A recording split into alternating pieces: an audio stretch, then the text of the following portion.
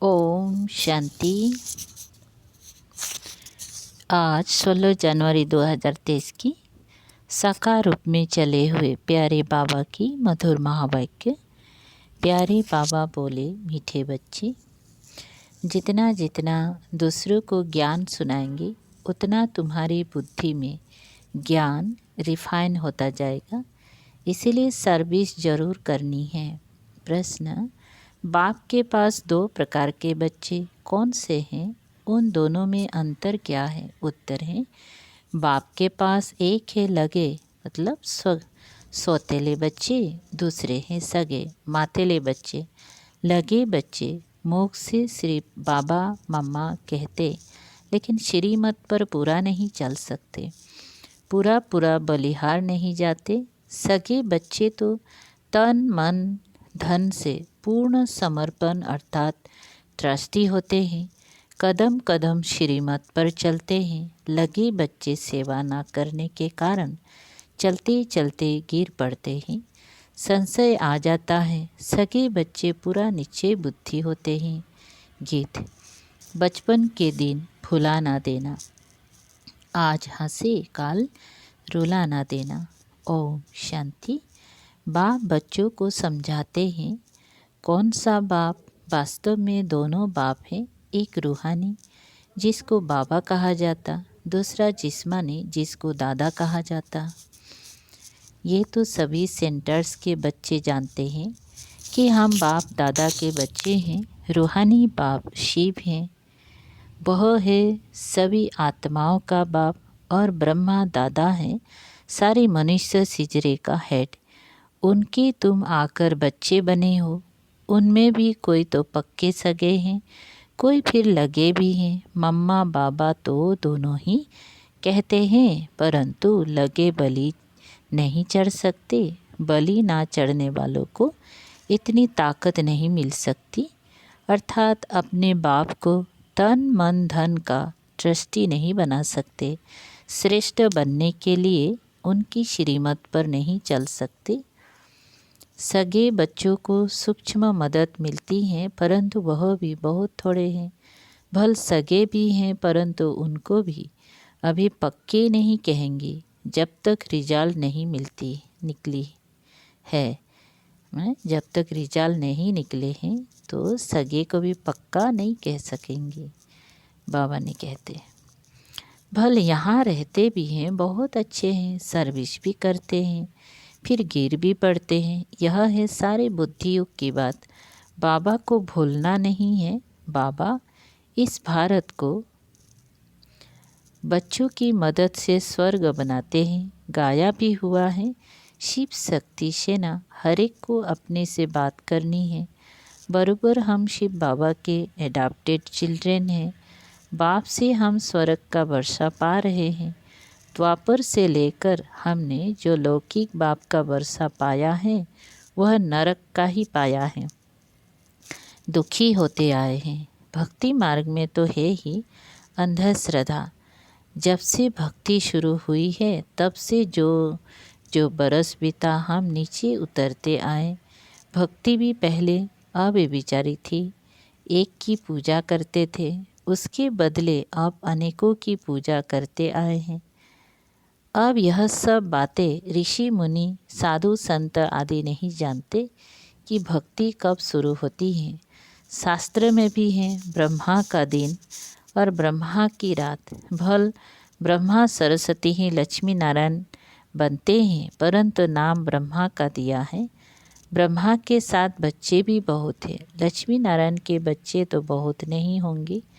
प्रजापिता भी उनको नहीं कहेंगे। अब नई प्रजा बन रही है, नई प्रजा होती ही है ब्राह्मणों की।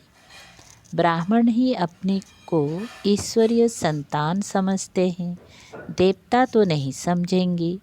उनको चक्र का ही पता नहीं है। अभी तुम जानते हो हम शिव बाबा के बच्चे बने हैं। उन्होंने ही हमें 84 का चक्र समझाया है। उनकी मदद से हम भारत को फिर से देवी पावन राजस्थान बना रहे हैं। यह बड़ी समझ की बात है, किसको समझाने की भी हिम्मत चाहिए। तुम हो शिव शक्ति पांडव सेना, पंडे भी हो, सबको रास्ता बताते हो।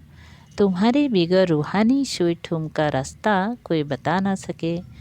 वो पंडे लोग तो कह करके अमरनाथ पर कोई तीर्थ पर ले जाते हैं, तुम बीके तो एकदम सभी से दूर परम धाम ले जाते हो। वह जिस्मानी गायठे धक्के खिलाने वाले तुम सभी को बाप के पास शांति धाम ले जाते हो। तो सदैव यह याद करना पड़े, हम भारत को फिर से देवी राजस्थान बना रहे हैं। ये तो कोई भी मानेंगे। भारत का आदि सनातन देवी देवता धर्म था।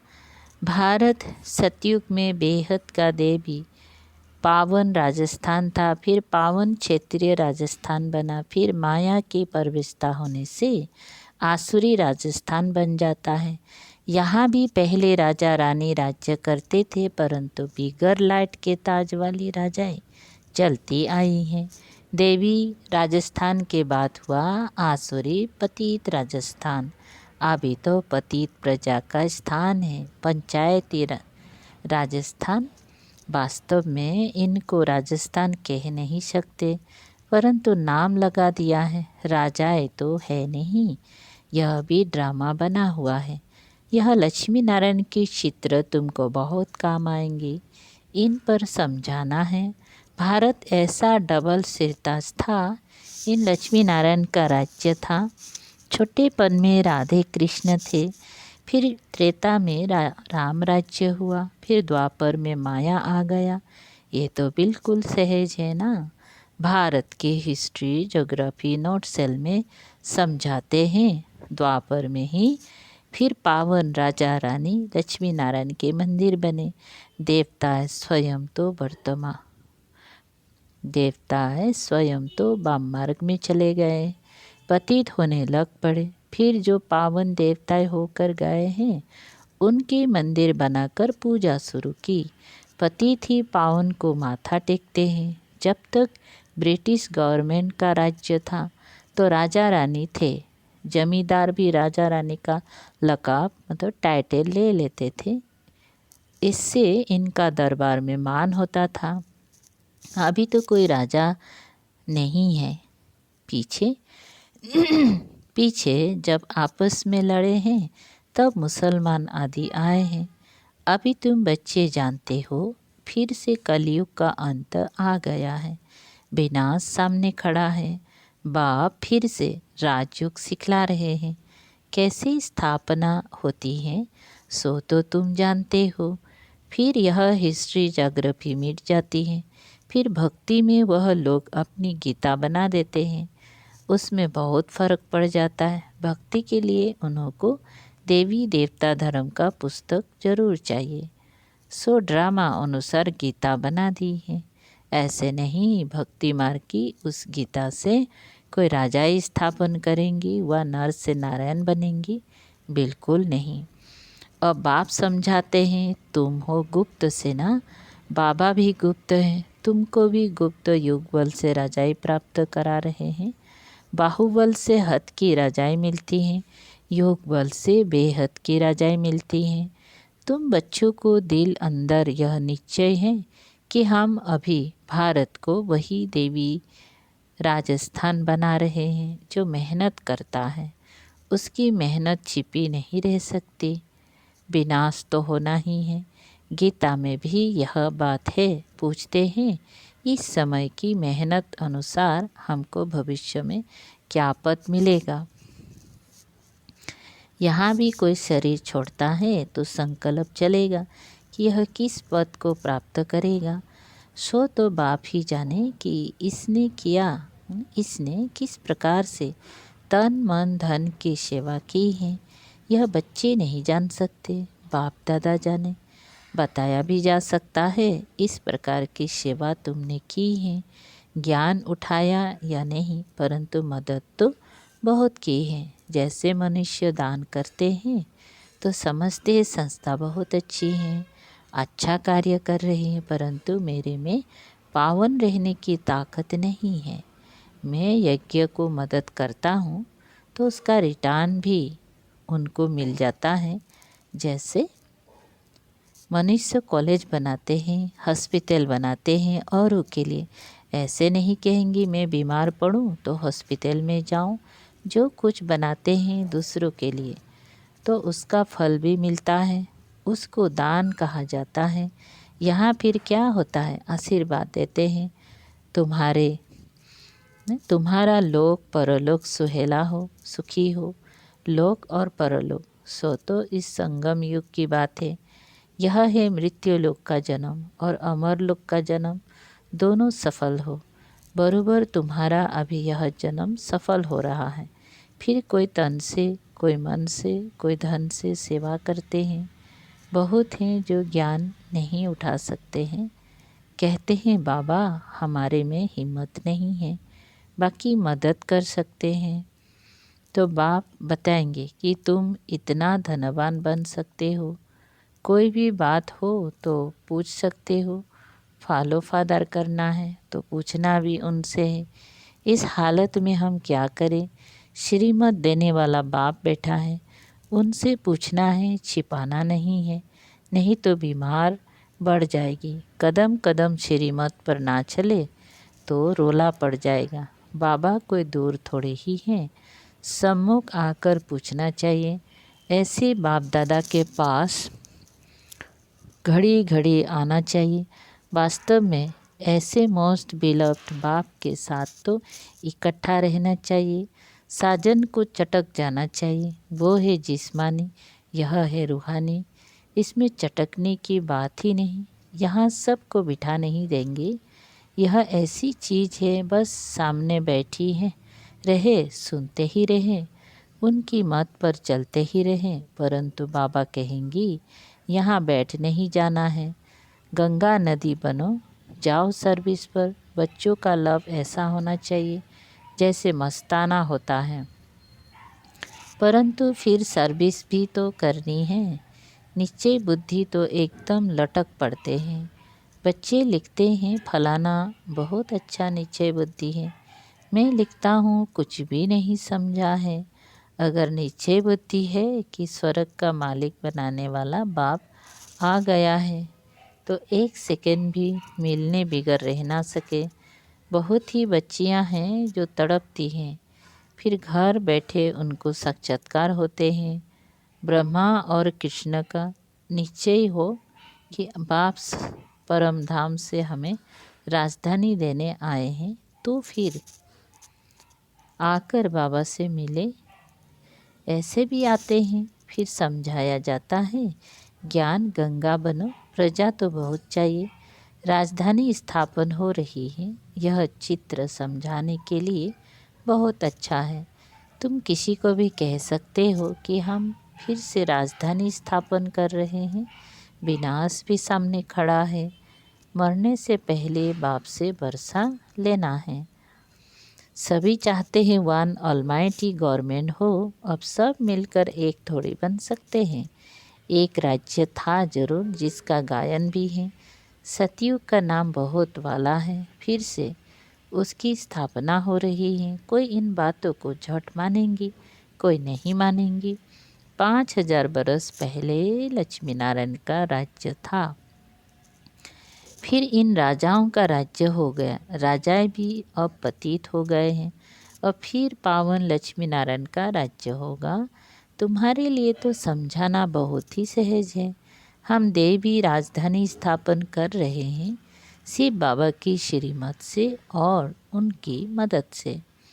शिव बाबा से शक्ति भी मिलती है। यह नशा रहना चाहिए। तुम वॉरियर्स हो, माने योद्धा हो। मंदिरों में भी तुम जाकर समझा सकते हो, तो स्वर्ग की स्थापना जरूर रचयिता द्वारा ही होंगी ना। तुम जानते हो बेहद का बाप एक है। तुम्हारे सम्मुख तुमको ज्ञान श्रृंगार कर रहे हैं, राजयोग सिखला रहे हैं। वो गीता सुनाने वाले कभी राजयोग सिखला ना सके।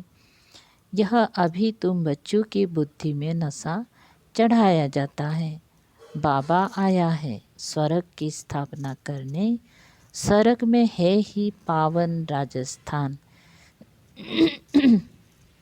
मनुष्य तो लक्ष्मी नारायण के राज्य को ही भूल गए हैं। अब बाप सम्मुख बैठ समझाते हैं। तुम कोई भी गीता पाठशाला आदि में चले जाओ, सारी हिस्ट्री, ज्योग्राफी अथवा 84 जन्म का समाचार कोई सुना ना सके। लक्ष्मी नारायण के चित्र साथ राधे कृष्ण का भी हो तो समझाने में सहज होगा। यह है करेक्ट चित्र। लिखते भी हैं ना, लिखत भी उनकी अच्छी होती है, अच्छी हो। तुम्हारी बुद्धि में सारा चक्र याद है, साथ में चक्र को समझाने वाला भी याद है ना। बाकी निरंतर याद के अभ्यास में मेहनत बहुत है। निरंतर याद ऐसी पक्की हो जो अंत में कोई किचड़पटी याद ना आए। बाप को कभी भूलना नहीं है। छोटे बच्चे बाप को बहुत याद करते हैं, फिर बच्चा बड़ा होता है तो धन को याद करते हैं। तुमको भी धन मिलता है जो अच्छी रीति धारण कर फिर दान करना चाहिए। पूरा फिलैंथ्रोपिस्ट बनना है। सम्मुख आकर राजयोग सिखलाता हूँ। वह गीता तो जन्म जन्मांतर पढ़ी, कुछ भी प्राप्ति नहीं हुई। यहाँ तो तुमको नर से नारायण बनाने लिए यह शिक्षा दे रहा हूँ। वह है भक्ति मार्ग। यहाँ भी कोटों में कोई निकलेगा जो तुम्हारे देवी घराने का होगा, फिर ब्राह्मण बनने जरूर आएंगी। फिर चाहे राजा रानी बने चाहे प्रजा, उसमें भी कोई तो सुनंती कथनती भागंती हो जाते हैं। जो बच्चा बन फिर फारकती देते हैं उन पर बहुत बड़ा दंड है, कड़ी सजा है। इस समय ऐसा कोई कह नहीं सकता कि हम निरंतर याद करते हैं। अगर कोई कहे तो चार्ट लिख कर भेजे तो बाबा सब समझ जाएंगे। भारत की सेवा में ही तन मन धन लगा रहे हैं। लक्ष्मी नारायण का चित्र हमेशा पॉकेट में पड़ा हो। बच्चों को बहुत नशा होना चाहिए। सोशल वर्कर्स तुम्हारे से पूछते हैं, तुम भारत की क्या सेवा कर रहे हो? बोलो। हम अपनी तन मन धन से भारत को देवी राजस्थान बना रहे हैं। ऐसी सेवा और कोई कर नहीं सकता। तुम जितनी सर्विस करेंगी उतनी बुद्धि रिफाइन होती जाएगी। ऐसे भी बहुत बच्चे हैं जो ठीक रीति नहीं समझा सकते हैं, तो नाम बदनाम होता है। कोई कोई ने क्रोध का भूत भी है ना, कोई में क्रोध का भूत भी है। तो यह भी डिस्ट्रक्टिव काम किया ना, विनाशकारी काम किया। उनको कहेंगे तुम अपना मुंह तो देखो, तुम लक्ष्मी या नारायण को बरने लायक बने हो। ऐसे जो आबरू तो इज्जत गंवाने वाले बच्चे हैं वो क्या पद पाएंगी? वो प्यादों की लाइन में आ जाते हैं। तुम भी सेना हो ना। अच्छा, मीठे मीठे शिकलधे बच्चों प्रति मात पिता बाप दादा का याद प्यार और गुड मॉर्निंग। रूहानी बाप की रूहानी बच्चों को नमस्ते।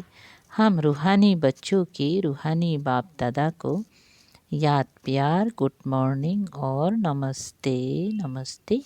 शुक्रिया बाबा, थैंक यू बाबा।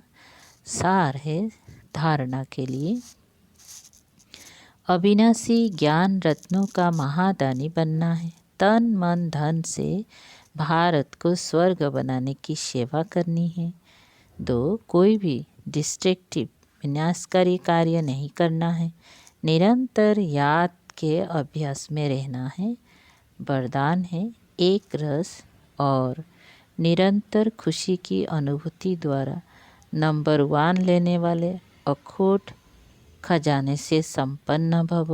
विस्तार, नंबर 1 में आने के लिए एक रस और निरंतर खुशी की अनुभूति करते रहो।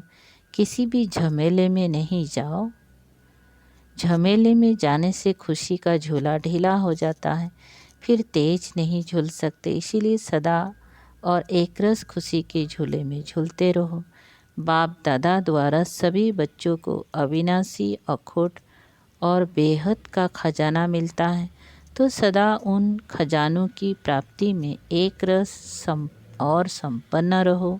संगम युग की विशेषता है अनुभव।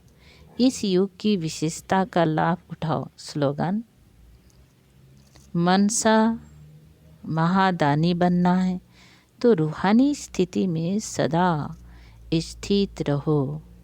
मनसा महादानी बनना है तो रूहानी स्थिति में सदा स्थित रहो। अच्छा, ओम शांति। शुक्रिया बाबा, थैंक यू बाबा।